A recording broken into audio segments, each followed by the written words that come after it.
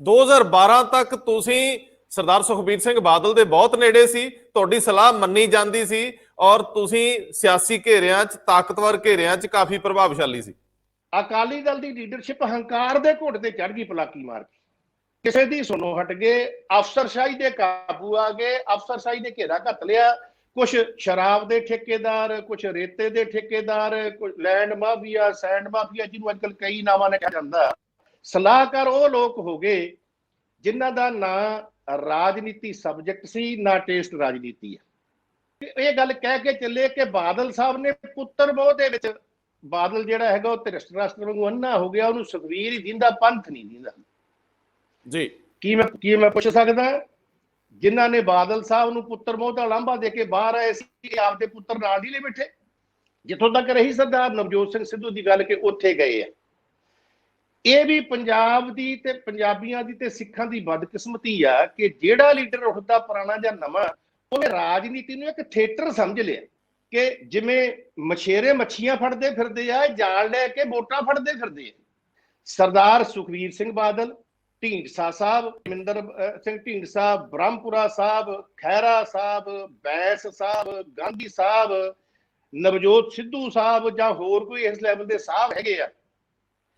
ਇੱਕ ਗੱਲ ਸਪਸ਼ਟ ਆ, ਇਹ ਕਿਸੇ ਦੀ ਕਮਾਂਡ ਥੱਲੇ ਸੈਕੰਡ ਕਮਾਂਡ ਤਾਂ ਬਹੁਤ ਵਧੀਆ ਕੰਮ ਕਰ ਸਕਦੇ ਆ, ਲੀਡਰ ਬਣ ਕੇ ਲੀਡ ਨਹੀਂ ਕਰ ਸਕਦੇ। ਜਾਂ ਫਿਰ ਲੀਡਰ ਇਹ ਜਿਹਾ ਮਹਾਰਾਜਾ ਰਣਜੀਤ ਸਿੰਘ ਵਾਂਗੂ ਤਾਕਤਵਰ ਹੋਵੇ ਵੀ ਮਿਸਲਾਂ ਸਿੱਧੀਆਂ ਕਰ ਲਵੇ, ਜਾਂ ਨਰਿੰਦਰ ਮੋਦੀ ਵਰਗਾ ਹੋਵੇ ਵੀ ਅਡਵਾਨੀ ਜੋਸ਼ੀ ਉਹਨਾਂ ਨੂੰ ਜਿਹੜਾ ਹੈਗਾ ਉਹ ਮਾਰਗਦਰਸ਼ਨ ਚ ਬਹਾ ਦੇਵੇ ਧੱਕੇ ਨਾਲ ਵੀ ਤੁਸੀਂ ਉੱਥੇ ਬਹਿ ਜਾਓ, ਤੁਹਾਨੂੰ ਦੱਸਿਆ ਕਰਾਂਗੇ ਵੀ ਸਹੁੰ ਐ ਚੱਕੀ ਦੀ ਹੁੰਦੀ ਹੈ। ਪਹਿਲੀ ਗੱਲ ਤਾਂ ਭਲੇ ਮਾਨਸਾਂ ਨੂੰ ਤੇ ਕੰਮ ਕਰਨ ਲੋਕਾਂ ਨੂੰ ਇਹਨਾਂ ਦੇ ਗੰਨ ਵਾਲੀ ਧੱਕੇ ਮਾਰ ਕੂਣੀਆਂ ਮਾਰ ਜਲੀਲ ਕਰਕੇ ਧੱਕ ਦਿੰਦੇ ਆ, ਉਹ ਮੁੜ ਕੇ ਆਉਂਦੇ ਹੀ ਨਹੀਂ। ਇਹਨਾਂ ਨੂੰ ਘਰ ਮਿਲਣ ਚਲੇ ਜਾਓ, ਦਫ਼ਤਰ ਮਿਲਣ ਚਲੇ ਜਾਓ, ਕੋਠੀ ਮਿਲਣ ਚਲੇ ਜਾਓ, ਕਿਤੇ ਮਿਲਣ ਚਾਹੋ, ਉਹਨੂੰ ਲੋਕਾਂ ਨੂੰ ਭਲੇ ਮਾਨਸਾਂ ਨੂੰ ਜਲੀਲ ਇਹਨਾਂ ਕੀਤਾ ਜਾਂਦਾ। ਕਿੰਨੇ ਕਿੰਨੇ ਘੰਟੇ ਭਲੇ ਮਾਨਸ ਨੂੰ ਬਿਠਾ ਲਿਆ ਜਾਂਦਾ, ਦੂਜੀ ਵਾਰੀ ਉਹ ਜਾਂਦਾ ਹੀ ਨਹੀਂ, ਕਹਿੰਦਾ ਦਫਾ ਕਰੋ, ਆਪਾਂ ਲੈਣਾ ਕੀ ਆ। ਮੈਂ ਹਰਜਿੰਦਰ ਸਿੰਘ ਰੰਧਾਵਾ, ਤੁਸੀਂ ਦੇਖ ਰਹੇ ਹੋ ਪੰਜਾਬ ਟੈਲੀਵਿਜ਼ਨ ਔਰ ਮੇਰੇ ਨਾਲ ਨੇ ਸਰਦਾਰ ਪਰਮਜੀਤ ਸਿੰਘ ਸਿੱਧਵਾਂ। ਅੱਜ ਕੱਲ੍ਹ ਇਹ ਸਿਆਸੀ ਵਿਸ਼ਲੇਸ਼ਕ ਨੇ, ਅਦਰਵਾਈਜ਼ ਇਹਨਾਂ ਨੇ ਵੱਖ-ਵੱਖ ਪਾਰਟੀਆਂ 'ਚ ਸਿਆਸਤ ਦਾ ਡਾਢਾ ਅਨੁਭਵ ਪ੍ਰਾਪਤ ਕੀਤਾ ਹੈ। ਸਿੱਧਵਾਂ ਸਾਹਿਬ ਜੀ ਆਇਆਂ। ਧੰਨਵਾਦ। ਵਾਹਿਗੁਰੂ ਜੀ ਕਾ ਖਾਲਸਾ, ਵਾਹਿਗੁਰੂ ਜੀ ਕੀ ਫਤਿਹ। ਵਾਹਿਗੁਰੂ ਜੀ ਕੀ ਫਤਿਹ। ਸਿੱਧਵਾਂ ਸਾਹਿਬ, ਸਾਡੇ ਪਿੰਡਾਂ ਦੀ ਕਹਾਵਤ ਆ, ਪੈਰ ਥੱਲੇ ਬਟੇਰਾ ਤੇ ਬੰਦਾ ਸ਼ਿਕਾਰੀ। ਮੈਨੂੰ ਯਾਦ ਹੈ ਕਿ 2012 ਦੇ ਵਿੱਚ ਸਰਦਾਰ ਸੁਖਬੀਰ ਸਿੰਘ ਬਾਦਲ ਜਿਹੜੇ ਕਾਂਗਰਸ ਤੇ ਬਾਗੀ ਸੀ, ਉਹਨਾਂ ਨੂੰ ਖੜੇ ਰੱਖਦੇ ਆ ਤੇ ਜਿੱਤ ਦਰਜ ਕਰ ਦਿੰਦੇ ਆ ਤੇ ਨਾਲ ਹੀ ਅਨਾਉਂਸਮੈਂਟ ਹੋ ਜਾਂਦੀ, ਰਾਜ 25 ਸਾਲ ਤੱਕ ਜਾਊਗਾ ਕਿਉਂਕਿ ਮੈਨੇਜਮੈਂਟ ਆ ਗਈ। ਫਿਰ ਨਾਲ ਦੀ ਨਾਲ ਹੀ ਸੌਦਾ ਸਾਧ ਦਾ ਜੁਗਾੜ ਕਰਕੇ 2017 ਲਈ ਨਿਸ਼ਚਿੰਤ ਹੋ ਗਏ, ਲੇਕਿਨ ਕੁਦਰਤ ਦੇ ਵਰਤਾਰੇ ਨੇ ਮੁੱਦੇ ਨਾਲ ਹੀ ਕਰਤੇ। ਕੈਪਟਨ ਅਮਰਿੰਦਰ ਸਿੰਘ ਸੱਤਾ ਚਾਹੁੰਦੇ ਸੋਚਦੇ ਆ ਕਿ ਇਸ ਬੇਅਦਬੀ ਮਾਮਲਿਆਂ ਤੇ ਇਨਸਾਫ ਨਾਲ ਜੁੜੀਆਂ ਭਾਵਨਾਵਾਂ ਨੂੰ ਆਖਰੀ ਸਾਲ ਸਿੱਝਾਂਗੇ ਤੇ ਫਿਰ ਸੱਤਾ ਬਾਈ ਦੀ ਜੇਬ 'ਚ ਰਹਿ ਜੂਗੀ। ਲੇਕਿਨ ਕਿਸਾਨੀ ਅੰਦੋਲਨ ਚਿਤਵਿਆ ਹੀ ਨਹੀਂ ਸੀ ਕਿ ਕੁਦਰਤ ਦਾ ਵੀ ਕੁਝ ਹੋ ਸਕਦਾ, ਔਰ ਆਖਰੀ ਸਾਲਾਂ 'ਚ ਅਦਾਲਤਾਂ ਦੀਆਂ ਹਰਡਲਸ ਨੇ ਉਹ ਵੀ ਮੁੱਦੇ ਪਾਉਣ ਵਰਗੇ ਕਰਤੇ। ਮੈਨੂੰ ਯਾਦ ਹੈ ਕਿ ਇਨਕਲਾਬੀ ਕੇਜਰੀਵਾਲ ਜਦੋਂ ਡੇਰਾਵਾਦ ਦੇ ਪਿੱਛੇ ਹੋ ਤੁਰਿਆ ਸੀ ਤੇ ਲੋਕਾਂ ਹੂੰਜਦਾ ਸੀਗਾ, ਇਨਕਲਾਬ ਕਿਤੇ ਦੂਰ ਰਹਿ ਗਿਆ, ਏਜੰਡਾ ਕੋਈ ਹੋਰ ਸੀ। ਨਵਜੋਤ ਸਿੰਘ ਸਿੱਧੂ ਦਾ ਇਸ ਪ੍ਰੋਗਰਾਮ ਤੋਂ ਪਹਿਲਾਂ ਇੱਕ ਟਵੀਟ ਆਉਂਦਾ ਹੈ, ਮੰਜ਼ਿਲ ਤੋਂ ਮਿਲ ਜਾਣੇ ਦੋ, ਜਵਾਬ ਵੀ ਦੇਂਗੇ, ਹਿਸਾਬ ਵੀ ਦੇਂਗੇ। ਮੰਜ਼ਿਲ ਉਦੋਂ ਮਿਲਦੀ ਜਦੋਂ ਬੰਦਾ ਤੁਰਦਾ ਹੈ। ਵੈਸੇ ਅਦਰਵਾਈਜ਼ ਥੋੜੀ ਦੇਰ ਪਹਿਲਾਂ ਸਿੱਧੂ ਸਾਹਿਬ ਅੱਜ ਵਿਸਾਖੀ ਵਾਲੇ ਦਿਨ ਬੁਰਜ ਜਵਾਹਰ ਸਿੰਘ ਵਾਲਾ ਦੇ ਉਸ ਗੁਰੂ ਘਰ 'ਚ ਜਾਂਦੇ ਆ ਜਿੱਥੋਂ ਉਹ ਸਰੂਪ, ਉਹ ਬੀੜ ਚੋਰੀ ਹੁੰਦੀ ਹੈ ਜਿਹੜੀ ਪੰਜਾਬ ਦੇ ਨਕਸ਼ੇ ਦੇ ਵਿੱਚ ਸਿਆਸਤਾਂ ਨੂੰ ਉਥਲ ਪੁਥਲ ਵਾਲੇ ਪਾਸੇ ਲੈ ਜਾਂਦੀ। ਮੈਨੂੰ ਜੇ ਸਿੱਧਾ ਜਿਹਾ ਤੁਹਾਨੂੰ ਇਹ ਪੁੱਛਣਾ ਹੋਵੇ ਕਿ ਜਿਹੜੇ ਪਾਣੀਆਂ ਨੂੰ ਮਾਪਿਆ ਹੋਵੇ ਉਹਨਾਂ ਦੇ ਕੰਢੇ ਤੇ ਬਹਿ ਕੇ ਤਾਰੂਆਂ ਨੂੰ ਗੋਤੇ ਖਾਂਦੇ ਵੇਖਣਾ ਕਿੱਦਾਂ ਲੱਗਦਾ ਸਿੱਧਵਾਂ ਸਾਹਿਬ? ਰੰਧਾਵਾ ਸਾਹਿਬ, ਲੀਡਰ ਦੀ ਨੀਅਤ ਤੇ ਨੀਤੀ ਸਪਸ਼ਟ ਹੋਣੀ ਬਹੁਤ ਜ਼ਰੂਰੀ ਹੁੰਦੀ ਹੈ ਜੀ। ਕਦੇ ਜ਼ਮਾਨਾ ਸੀ ਜਦੋਂ ਲੀਡਰ ਅਕਾਲੀ ਦਲ ਦੇ ਪੰਥ ਦੇ ਤਿਆਗ ਵਾਲੇ ਲੋਕ ਬਣਦੇ ਸਨ, ਦੂਜੀਆਂ ਪਾਰਟੀਆਂ ਦੇ ਵੀ। ਦੇਸ਼ ਦੀ ਆਜ਼ਾਦੀ ਤੋਂ ਪਹਿਲਾਂ ਇਹ ਲਹਿਰਾਂ ਚੱਲੀਆਂ ਵੱਖੋ ਵੱਖਰੀਆਂ, ਜਿਨ੍ਹਾਂ ਨੇ ਜਜ਼ਬਾ ਪੈਦਾ ਕੀਤਾ। ਉਹਦੇ ਚੋਂ ਹੀ ਸ਼੍ਰੀ ਨਨਕਾਣਾ ਸਾਹਿਬ ਵਾਲਾ ਸਾਕਾ ਨਿਕਲਿਆ, ਉਹਦੇ ਗੁਰਦੁਆਰਾ ਸੁਧਾਰ ਲਹਿਰ ਨਿਕਲੀ। ਹੌਲੀ ਹੌਲੀ ਲੀਡਰਸ਼ਿਪ ਅਕਾਲੀ ਦਲ ਦੀ ਪੰਥ ਦੀ ਅੱਗੇ ਤੋਂ ਅੱਗੇ ਤੁਰਦੀ ਗਈ। ਮੈਂ ਤੁਹਾਨੂੰ ਦੋ ਮਿਸਾਲਾਂ ਦਿੰਦਾ। ਪਹਿਲੀ ਮਿਸਾਲ ਮਾਸਟਰ ਸ਼੍ਰੀਮਾਨ ਮਾਸਟਰ ਤਾਰਾ ਸਿੰਘ। ਉਹ ਕਦੇ ਜ਼ਮਾਨਾ ਸੀ ਸ਼੍ਰੋਮਣੀ ਗੁਰਦੁਆਰਾ ਪ੍ਰਬੰਧਕ ਕਮੇਟੀ ਦੇ ਪ੍ਰਧਾਨ ਵੀ ਸੀ ਤੇ ਸ਼੍ਰੋਮਣੀ ਅਕਾਲੀ ਦਲ ਦੇ ਪ੍ਰਧਾਨ ਵੀ ਸੀ। ਦੋ ਵੱਡੇ ਪੰਥ ਦੇ ਰੁਤਬਿਆਂ ਤੇ ਹੁੰਦੇ ਹੋਏ ਮਾਸਟਰ ਤਾਰਾ ਸਿੰਘ ਹੋਰਾਂ ਦਾ ਜਿਹੜਾ ਘਰ ਆ ਪੁਤਲੀ ਘਰ, ਉੱਥੋਂ ਸਾਈਕਲ ਤੇ ਜਾਂਦੇ ਸਨ।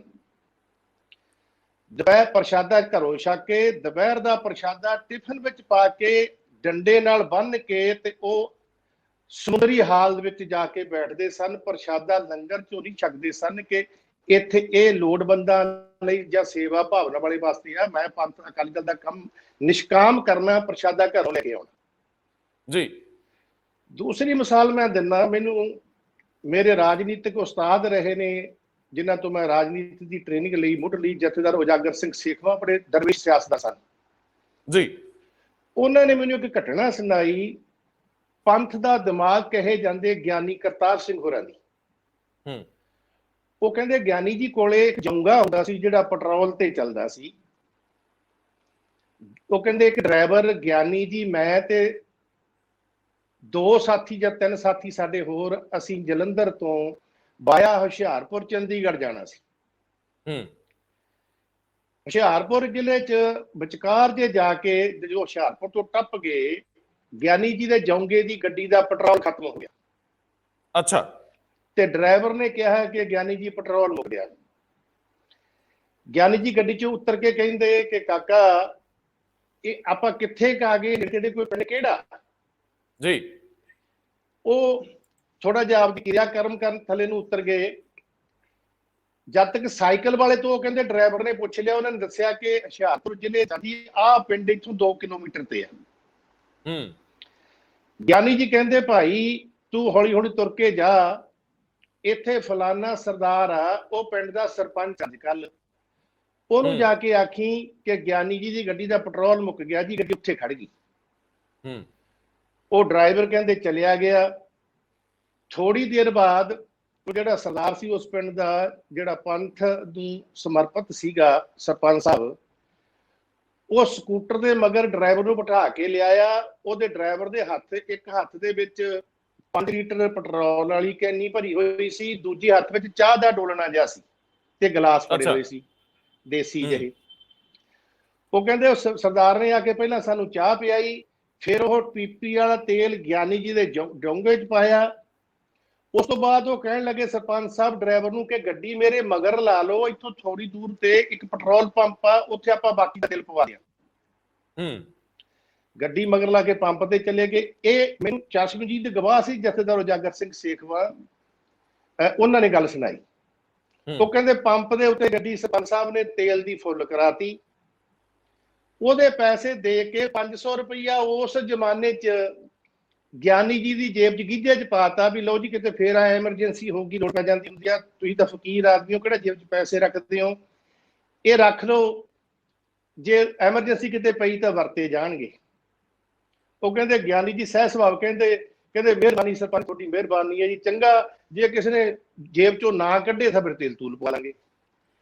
ਇਹੋ ਜਿਹੇ ਸਧਾਰਨ ਧਰਤੀ ਨਾਲ ਜੁੜੇ ਹੋਏ, ਪੰਥ ਨੂੰ ਸਮਰਪਿਤ, ਲੋਕਾਂ ਨੂੰ ਜਵਾਬ ਦੇ ਜਿਹੜੇ ਲੀਡਰ ਹੁੰਦੇ ਸੀ, ਉਦੋਂ ਪੰਥ ਹਮੇਸ਼ਾ ਚੜ੍ਹਦੀ ਕਲਾ ਵੱਲ ਜਾਂਦਾ ਸੀ। ਲੀਡਰਾਂ ਦੀ ਧਾਰਨਾ ਹੁੰਦੀ ਸੀ ਕਿ ਪੰਥ ਵਸੇ ਮੈਂ ਉਜੜਾ ਮਨ ਚਾਉ ਘਨੇਰਾ।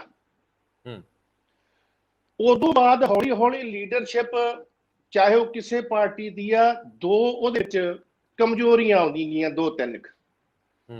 ਨੰਬਰ 1 ਕਿ ਪਰਿਵਾਰਵਾਦੀ ਰਾਜਨੀਤੀ ਸ਼ੁਰੂ ਹੋ ਗਈ, ਆਪਦੇ ਧੀਆਂ ਪੁੱਤ ਰਿਸ਼ਤੇਦਾਰਾਂ ਨੂੰ, ਸਾਰੇ ਸਹੁਰਿਆਂ ਜਵਾਈਆਂ ਨੂੰ ਰਾਜਨੀਤੀ 'ਚ ਲਿਆਓ, ਅਮੀਰ ਲੋਕਾਂ ਨੂੰ ਰਾਜਨੀਤੀ 'ਚ ਲਿਆਓ, ਪੰਥਕ ਤੇ ਪੰਜਾਬ ਤੇ ਸਿੱਖੀ ਨੂੰ ਸਮਰਪਿਤ ਜਿਹੜੇ ਲੋਕ ਕੁਰਬਾਨੀਆਂ ਵੇਲੇ ਅੱਗੇ ਲਿਆਈਦੇ ਆ, ਰਾਜ ਭਾਗ ਵੇਲੇ ਇਹਨਾਂ ਨੂੰ ਪਿੱਛੇ ਕਰ ਦੇਈਦਾ ਜੀ।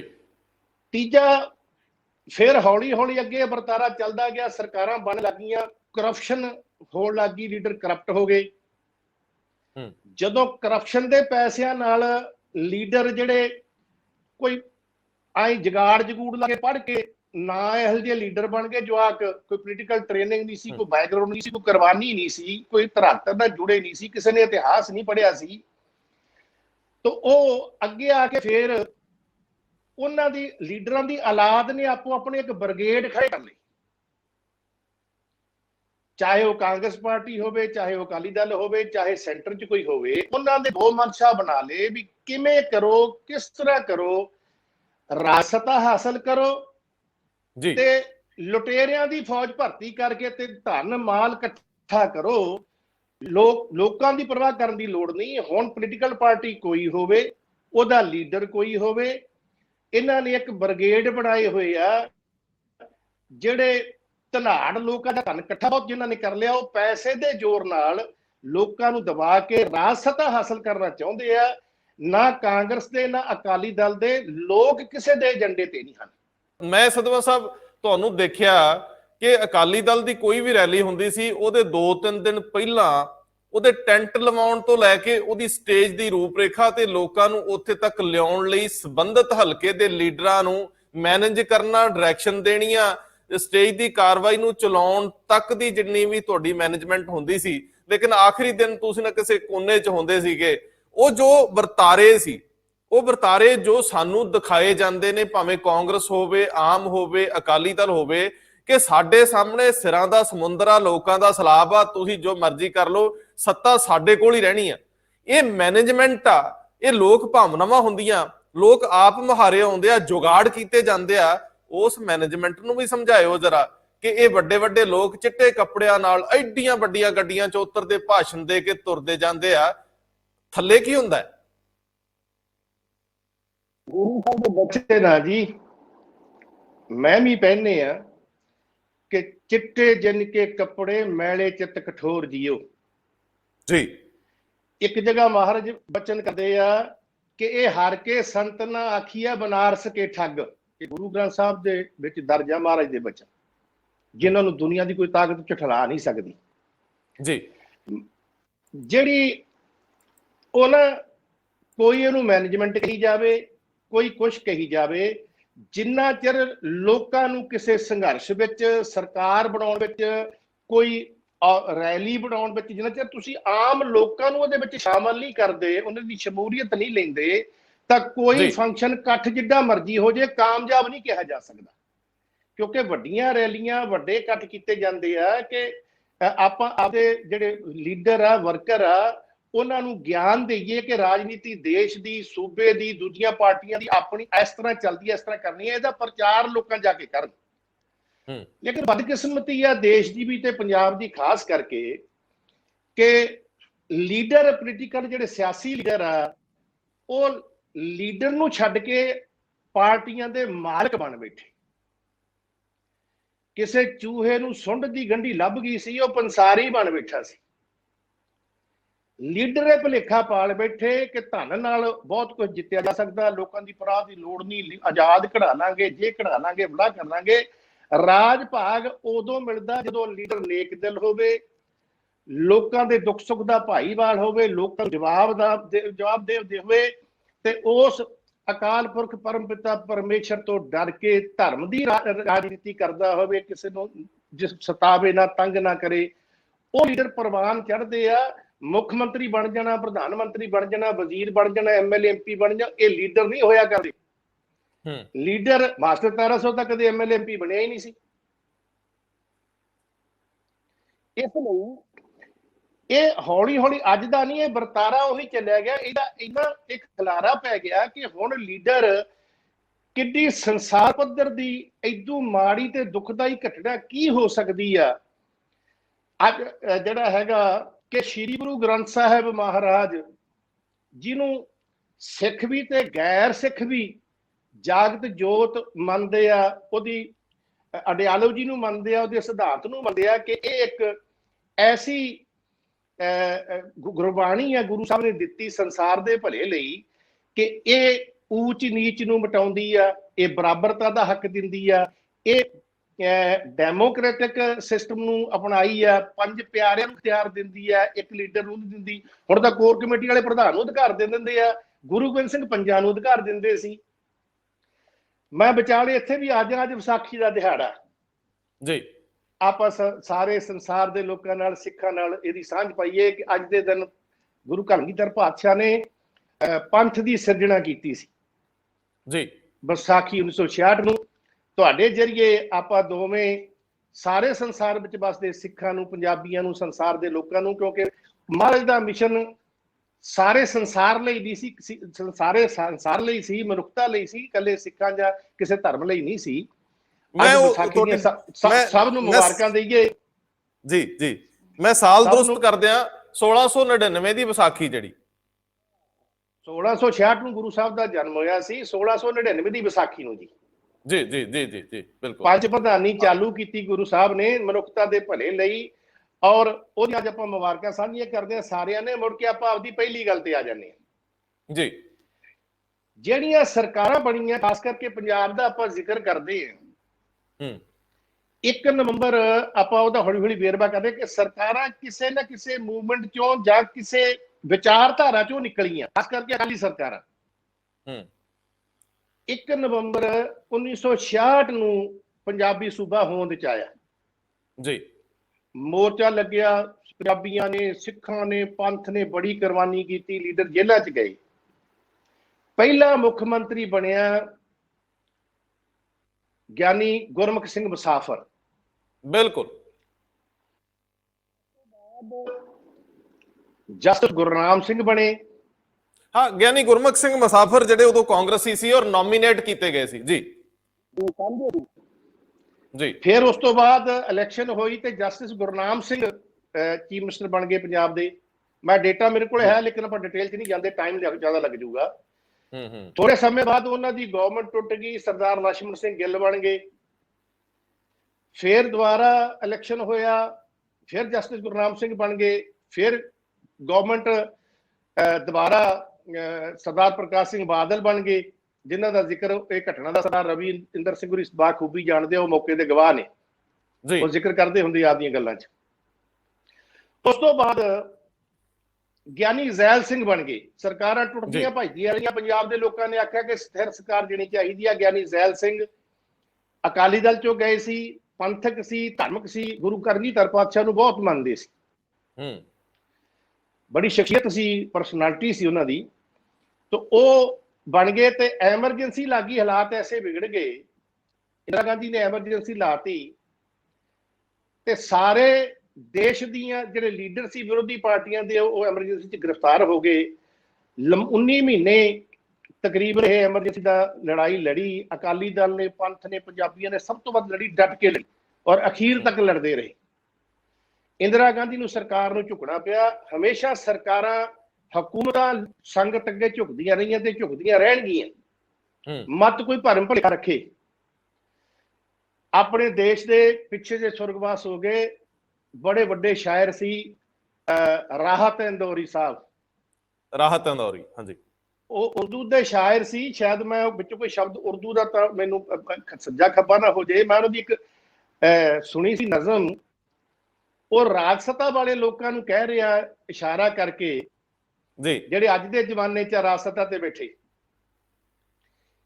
ਉਹ ਕਹਿੰਦੇ ਵੀ ਜਿਹੜੇ ਇਹ ਮੈਂ ਉਹਦੀ ਮਿਸਾਲ ਦੇ ਦੇਣਾ, ਸ਼ਬਦ ਤਾਂ ਕੋਈ ਹੋਰ ਵਰਤਦੇ ਸੀ, ਵੀ ਜਿਹੜੇ ਅੱਜ ਆਪਣੇ ਆਪ ਨੂੰ ਰੱਬ ਸਭ ਬਣ ਬੈਠੇ ਆ, ਸਮਝ ਬੈਠੇ ਆ ਨਾ, ਇਹ ਕੱਲ ਨਹੀਂ ਹੋਣਗੇ।